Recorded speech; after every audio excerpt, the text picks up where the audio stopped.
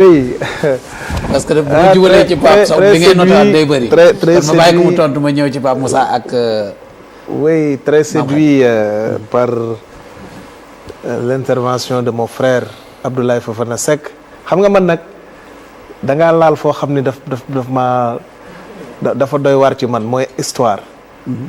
ku bëgg histoire la yaa ngi tudd Danki tudd Lat Dior tudd les 33 Damel tudd histoire du Sénégal d'une façon générale politique. am na benn épisode boo xaw a tëb sax mooy épisode du Ngalandu bi Blaise gaañoo c'est Ngalandu qui lui a succédé yooyu yëpp daf ma intéressé man personnellement muy benn sax ci module yi nga xam ni moom la ñuy jàngale ñun ci daaray Cheikh Anta Diop histoire politique du Sénégal. damay may tuuti rek ma tontu ci yenn interpellation yi ma fi jot a gis yi ma fi jot a dégg sama xarit Aliou Sow nee na porte-parole la kenn waru koo jox ku far ma xamal ko ne ko li bon ci àdduna mooy parparloo waaye far kenn terewu ko te ku gañe yaay gouverner. tous ces pays dont il parle seen porte-parole yi ci seen parti la ñu bokk. Quand Mitterrand a gagné les élections en 81 son porte-parole était issu du Parti socialiste. Quand Chirac est venu en tant que Premier ministre d'abord parce que bu leen fàtte ni il y a eu la cohabitation en 86 si je ne m'abuse. Le porte-parole du gouvernement était issu du RPR. Ainsi de suite. Vous allez dans l'administration Trump. Aujourd'hui, le porte-parole là est composé exclusivement des républicains.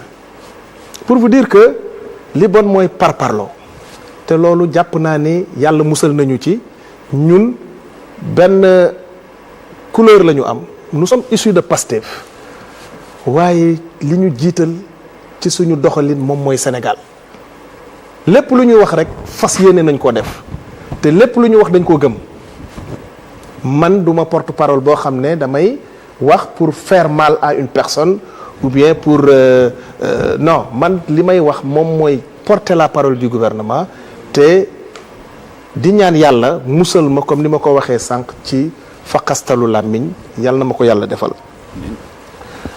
Oui, l'endettement est une ressource. Endettement ressource la bu war a développer réew waaye endettement warul nekk la première source de financement d'un pays. Aliou dama la bëgg a xamal ne la endettement normalement en 4e position la war a ñëw. Il ne faut pas s'endetter à tout bout de champ. balaa ngay endetté wu dafa am ay ressources yoo xam ne ci ngay war a jublu d'abord yi ñuy tuddee les ressources souveraines. Un pays, tout pays a des ressources souveraines. Nous avons des ressources souveraines.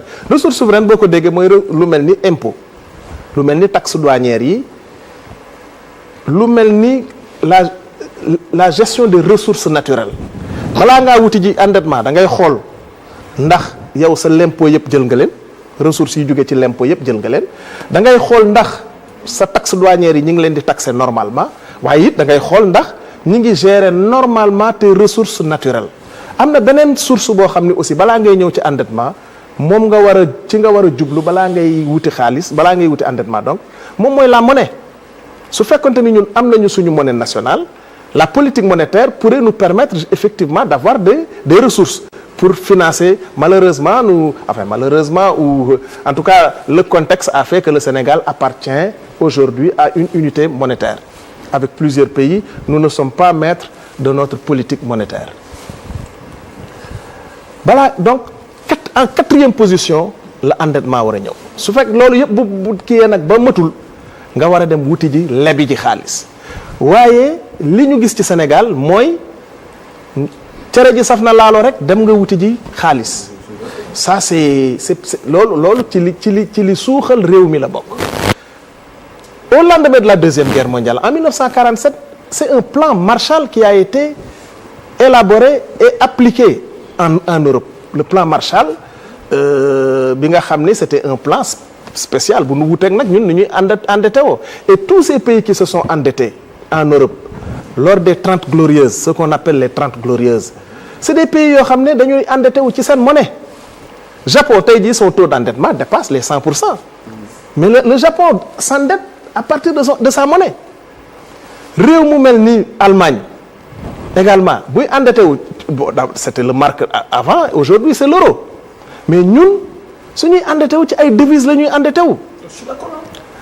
waaw dama lay expliquer rek non en fait xam nga dama lay dégg rek nga ni non il faut que ñu endetté wu et cetera c'était comme si da nga doon justifier un tout petit peu le taux d'endettement mu jéggalu rek oui pour sénégalais yi déglu on parlait de man dama doon waxu endettement actuellement ñi nga xam ne dañu leb alal pour Sénégal xaalis bi liñ ci waroon def buñ ko ci defoon dinañ am lu ñu fayee loolu beneen problème la non mais wax xam nga même bu ñu endetté wul woon positionnement endettement même si on ne s'était pas endetté muy xaalis bu ñu jëlee ci suñu lempo wala ci suñu ressource naturelle suñ ko géré wul normal aussi noonu nga ko waroon attaqué. non mais problème bi beneen problème la yow da nga posé ñaari problème yu rek lañ doon wax parce que dama ko dégg politique économique loolu moo tax mais sinon positionnement non c'est que dama wax ci endettement parce que dañu endetté wu fi jéggi Sénégal d'autant plus que dañu endetté wu ci mais mënoon na am njëriñ des devises mais mënoon na am njëriñ bu fekkoon ni jar na ko endettement boobu endettement mënoon na am njëriñ bu fekkoon def nañ ko fi ñu ko war a def parce que mun nga leb xaalis jël alal boobu dugal ko fi nga ko war a dugal loolu nga leb noonu moom ba léegi comprendre li ma wax non dégg naa da nga posé ñaari problème yu wute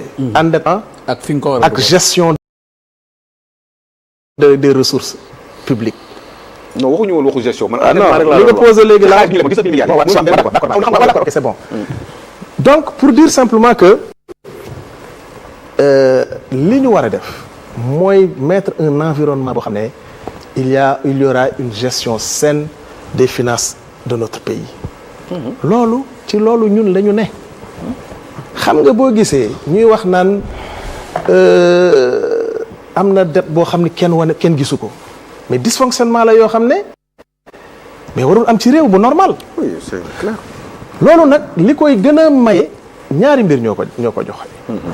benn bi mooy ba ñu xaajalee ministère de l'économie ak ministère des finances. parce que dafa am ñaari bànqaas yoo xam ne ñoom ñooy saytu dette bi. am na lu ñuy tuddee DODP. am lu ñuy tuddee. DDP. ñaari structure yooyu ñoom ñooy saytu dette bi su fekkente ni kii am na information yu mu joxul kële rek problème day commencer am beneen mbir mi moom mooy des fonctionnaires yoo xam ni defuñu seen liggéey parce que forcément il y a une complicité dans cette histoire-là. Voilà pourquoi il faut refonder l'administration loolu la président de la République wax boo gisee camp bi mu organisé woon c'est dans le but de refonder l'administration sénégalaise il nous faut une refondation de cette administration il n'y a pas de raison comme vous l'avez si bien dit concernant l'enrichissement éhonté de nos fonctionnaires il n'est pas normal que quelqu'un qui n'a même pas un salaire de 1 million puisse être plus riche que nos hommes d'affaires ça c'est inadmissible c'est pas normal. Quelqu'un qui n'a pas hérité d'argent amul lu dul salaire 1 million c'est ça n'est-ce pas ou bien soit 5 millions comme vous l'avez dit tantôt mais ba pare di dund comme un multimilliardaire loolu justement mooy problème bi nga xam ne moom la ñu war a résoudre te président de la République premier ministre loolu mooy seen principal problème ba tax na une gestion saine des ressources naturelles des ressources nationales des ressources financières est un passage obligé pour que notre pays sorte de sa situation loolu mooy suñu premier objectif beneen objectif bi moom mooy réduire les dépenses de l'État il faut réduire les dépenses de l'État un État qui vit toujours au-dessus de ses moyens c'est un État boo xam ne toujours day gën a suux am na ay mesures yu bari yoo xam ne jël nañ ko pour réduire les dépenses publiques mën naa ci citer rek lu mel ni la suppression de certaines agences d'exécution xam ngeen ni dañoo mujjoon agences yi dañ leen di créer pour recruter du personnel politique ça c'est inadmissible alal ju ñëpp bokk yow nga ni rek yow say partisans ñoom ñoo ci war a kii ngay créer ay agences di recruter ay clients politiques bëri na fi ay téeméeri agences yoo xam ne amuñu njëriñ ñooñu dañ leen di supprimer. am na agence yoo xam ne dañ leen di créer alors que même agence buy liggéey ci même affaire ñi ngi fi. donc ñooñu dañ leen di fusionner. te loolu lépp nag bu ñu ko defee dañ koy def ci ànd ceeg li yoon wax ña fay liggéeyee danañu respecter seen droit le maximum possible. leneen li mooy mesure yu mel nii fexe ba suñu endettement tamit ñu bañ a am yenn perte yi xam nga dañuy bu ma la waxee ne la dañuy perte lu tolloog lu ëpp lu jege 250 milliards ci lan la fluctuation des taux d'intérêt et également la fluctuation des taux de change. loolu nag jël nañu mesure boo xam ne am na structure yu ñuy jege yoo xam ne dañuy ñoom genre mën naa ko méngaleeg assurance fexe ba risque yooyu ñu amoindrir ko loolu la ñuy tuddee ci économie hedging n'est-ce pas donc loolu ci ay mesures yu ñu jël la ak yeneen mesure lu mel ni l'administration ministères yi bon jarul may wax ni ministères yi sax austérité bi ñu nekk on est dans l'austérité la plus totale dans moi qui vous parle depuis que je suis là mais il ne m'a jamais été donné la possibilité de recruter à part les membres de mon cabinet yi nga xam ne am na ci ñoo xam ne je suis obligé de respecter certaines normes ndax il faut que ñu am yenn niveau yi mais à part ça je n'ai eu que droit à 4 nominations jusque là te pourtant ñun mënoon nañoo ñëw rek def ni ñële di recruter suñu ay clients politiques mais heureusement que ñi nga xam ne ñoom ñoo ñu soutenir je parle même pas seulement des membres de PASTEF mais c'est des gens yoo xam ne dañu gëm le don de soi pour la patrie c'est des gens yoo xam ne ils sont très patients xam nañu ne fii nu jëm avec le nouveau référentiel bii nga xam ne moom le président de la République tëgg bëgg développer réew mi à partir des pôles territoires ndaxte loolu moom mooy suñu objectif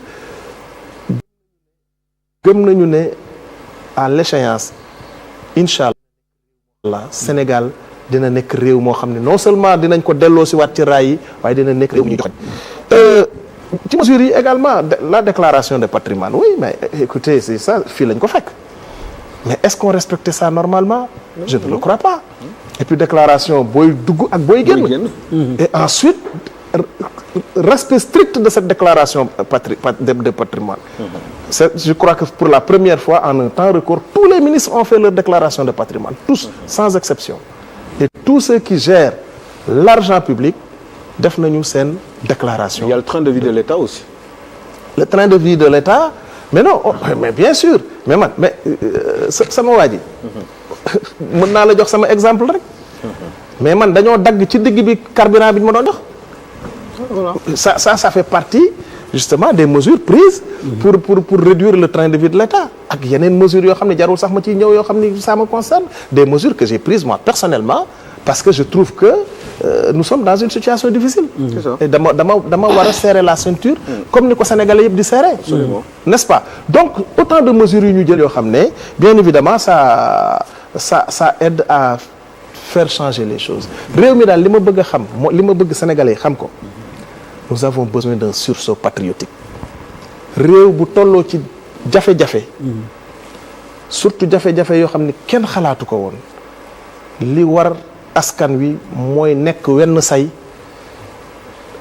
taxaw teg liggéey bi nag ci jubal jubbanti c'est pas un slogan comme ça qu'on lance non c'est pas un slogan na askan wi xam ne bépp jéego bu ñu séqi jéego njub la ñu ànd ak ñoom fexe ba réew mi delluwaat fa mu waroon a ne foo xam ne waru fa woon a jóge mukk te loolu nag il faut un sursaut patriotique te gëm naa ni sénégalais yi dinañu ànd ak ñun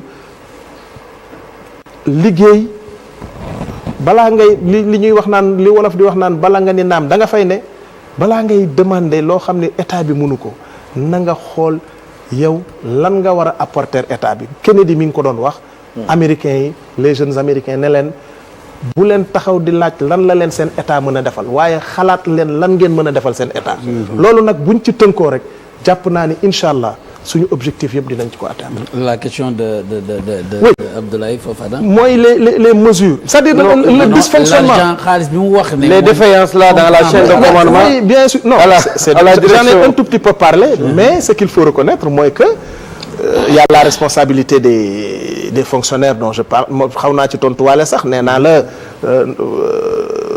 depuis la séparation des deux ministères là ci la possibilité yooyu am waaye aussi li ko gën a mën a indi moom mooy le manque de responsabilité de certains fonctionnaires qui sont complices à ceux qui ont fait ça.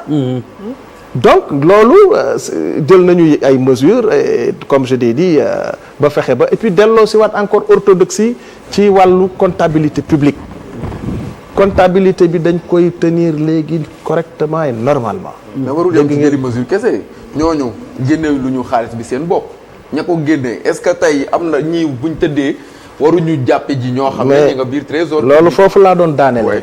xam nga fi mu nekk nii le pôle financier bi nga xam ne dafa doon tëdd di nelaw rek te ñu yee ko jàpp na lu ëpp 160 personnes mais kenn xamu leen kenn yëgu leen parce que ñooñu aussi ce ne sont pas des hommes politiques.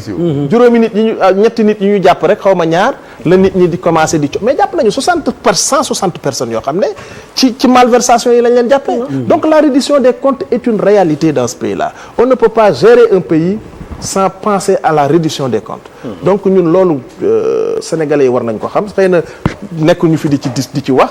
d'autant plus que mbiru justice la nous sommes l'exécutif. une république c'est trois républiques. C'est trois pouvoirs indépendants les uns après les autres, l'exécutif, le judiciaire et le législatif. ñun exécutif la ñu yore lu ñu mën rek mooy jébbal dossier judiciaire. judiciaire fi mu nekk ni mu ngi def liggéeyam. le pôle financier a interpellé plus de 160 personnes ñoo xam ne kenn yëgu ko. d'où se concentrer sur les autres priorités.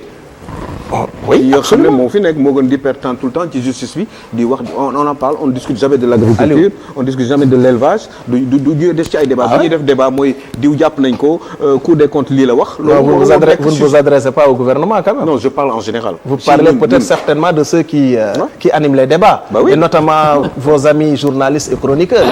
xëy na ñooñu ñoo war di jël les sujets yi intéressé Sénégalais yi di ci wax. ah ça intéresse les Sénégalais te ñi ñuy jàpp ça intéresse les non Sénégalais. mais bien sûr lépp la ñu war a waxtaanee. waruñoo waxtaanee rek ñi ñuy jàpp bàyyi par exemple la politique économique bi gouvernement bëgg a taxaw. par exemple il faut que nit ñi di xam lan mooy référentiel de politique publique yi bi nga xam ne moom la ñuy taxawal ñun lan mooy pôle est-ce que pôle territoire yi yan pôle territoire la. on les a déjà déterminés. formation professionnelle lan mooy xam naa ne dinañ ci ñëw léegi incha allah.